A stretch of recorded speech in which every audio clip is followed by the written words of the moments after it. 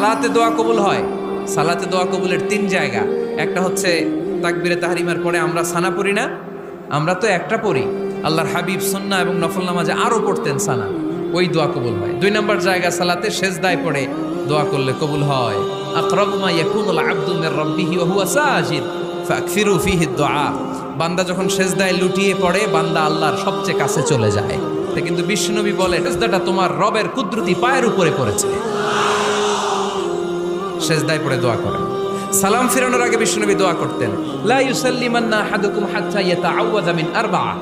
আল্লাহর হাবিব বললেন 4 জিনিস থেকে পানাহ না আছে আমার কোন উম্মত যেন সালাম না ফিরায়। তারা যেন পড়ে আল্লাহুম্মা ইন্নী আউযু বিকা মিন আযাবিল কবর, আউযু বিকা মিন আযাবি জাহান্নাম, আউযু বিকা মিন ফিতনাতিল মাহইয়া ওয়াল মামাত, আউযু বিকা মিন ফিতনাতিল মাসিহিদ দাজ্জাল। আল্লাহ কবরের আযাব থেকে বাঁচাও, আল্লাহ জাহান্নামের আগুন থেকে বাঁচাও, আল্লাহ জীবন মরণ